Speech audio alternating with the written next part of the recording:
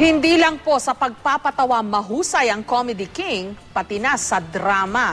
Alam niyo bang minsan siyang ginawaran ng Best Actor at Best Actress ng sabay para sa pagganap niya sa iisang pelikula. Kaya para sa kanyang mga nakasama sa mga pelikula, ibang klase raw talaga si Pidol. May report si Nelson Canlas.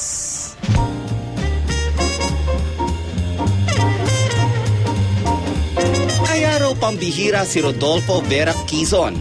Hindi lang isa, dalawa o tatlo, kundi 4 na larangan ng sining ang kanyang pinasok. Teatro, radyo, pelikula at telebisyon. Isa siyang pioneer sa industriya.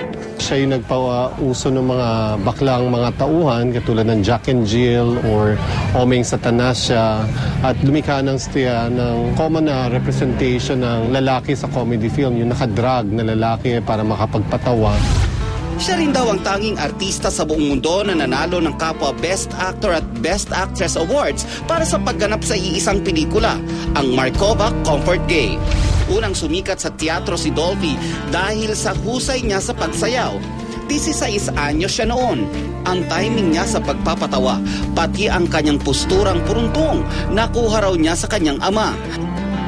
At bago pa siya naging Dolphy, nakilala muna siya bilang Golay. Hanggang na-discover siya ni Fernando Poe Sr. at unang lumabas sa pelikulang Dugo ng Bayan noong 1946. Maliit lang ang papel ang ginampanan niya noon.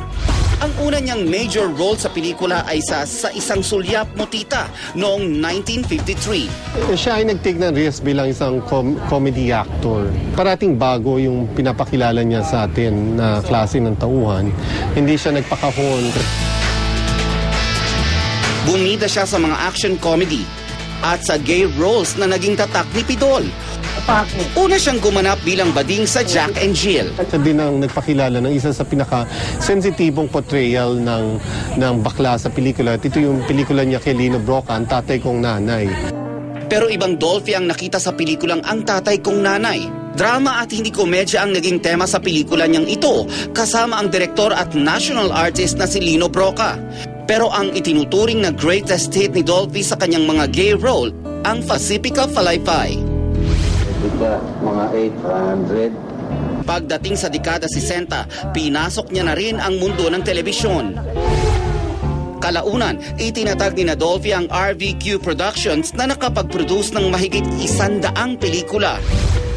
Sa kabila ng kanyang tagumpay, nanatili raw nakasayat sa lupa ang hari ng komedya. Dolphy did not look at himself as the world. Dolphy looked at himself as a speck in creation.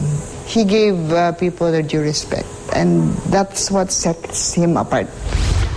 Sa totoong buhay man o sa taping, likas ang pagpapatawa ng King of Comedy. Wala akong take 1 sa kanya kasi lagi akong tumatawa sa gitna ng take.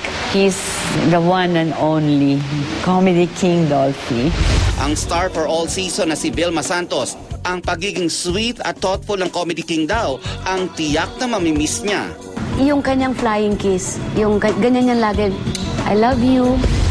Pumanaw na ang Comedy King, pero ang kanyang kontribusyon sa sining, kultura at kamalayan ng mga Pilipino, buhay at mananatili.